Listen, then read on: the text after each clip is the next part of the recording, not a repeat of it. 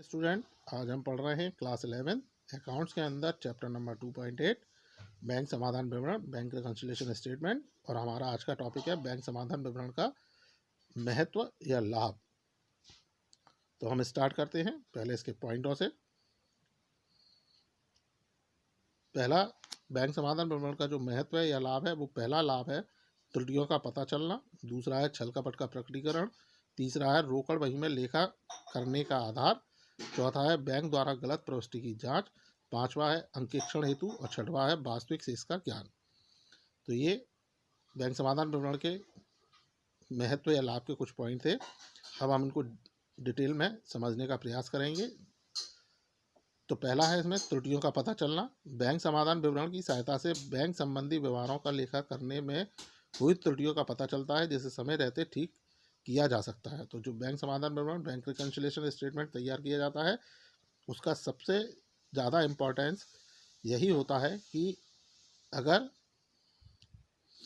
हमारे रोकड़ बही में बैंक संबंधी व्यवहारों को लेखा करते समय, यानी बैंक से रिलेटेड ट्रांजैक्शन की जब हम एंट्री करते हैं, उन्हें जब हम कैश बुक में रिकॉर्ड करते हैं, उस समय यदि कोई गलती हो जाती है तो हम बैंक समाधान विवरण यानी बैंक रिकंसिलिएशन स्टेटमेंट तैयार करके हम उन गलतियों को समय रहते ठीक कर सकते हैं, सुधार सकते हैं। छल कपट का प्रकटीकरण, इसको तैयार करते समय अगर कभी रोकड़ या छल कपट या गबन आदि करते हैं तो इसका पता बैंक समाधान विवरण से बनाते समय लग जाता है।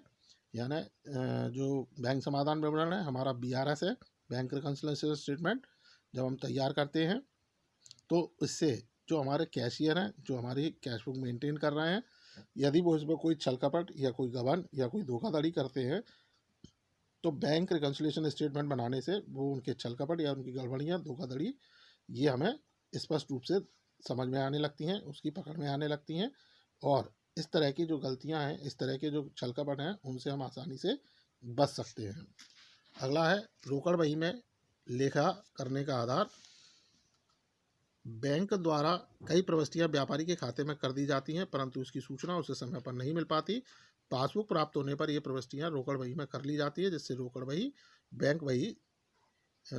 बही बैंक का सही शेष दर्शाती है।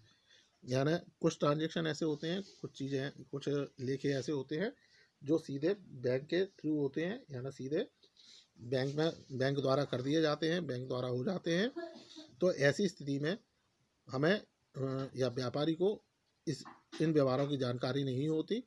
तो ऐसी स्थिति में हमारा रोकड़ बही का जो बैंक कॉलम है वो पासबुक से मिलान नहीं होता है। तो ऐसी स्थिति में जब हम पासबुक से रोकड़ बही का मिलान करते हैं तो हमें वह एंट्रियां जो बैंक द्वारा सीधे कर दी गई थी उनकी जानकारी हो जाती है, और उस आधार पर हम उनका लेखा हम रोकड़ बही में कर लेते हैं, जिससे हमारा रोकड़ बही और बैंक शेष, रोकड़ बही का बैंक कॉलम और पासबुक दोनों एक समान हो जाती हैं।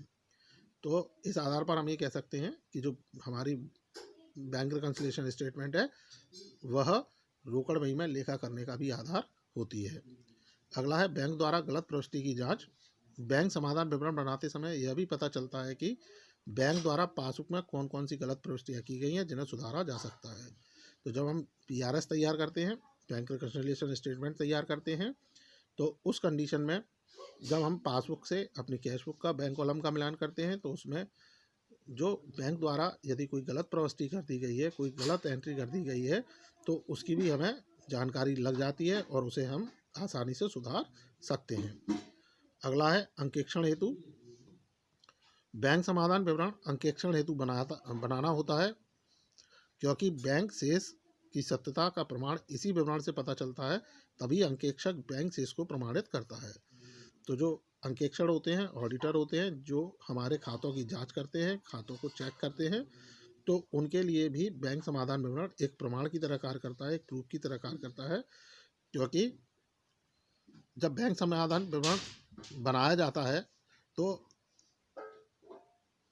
जो उनके शेष की से जो बैंक के शेष है, हमारा रोकड़ बही के बैंक कॉलम का जो शेष है या पासबुक का जो शेष है, उसकी सत्यता को प्रमाणित करने के लिए भी हमें बैंक समाधान विवरण बनाना होता है। और इसी विवरण के आधार पर अंकेक्षक हमारे खातों का अंकेक्षण करते हैं और खातों की सत्यता को प्रमाणित करते हैं।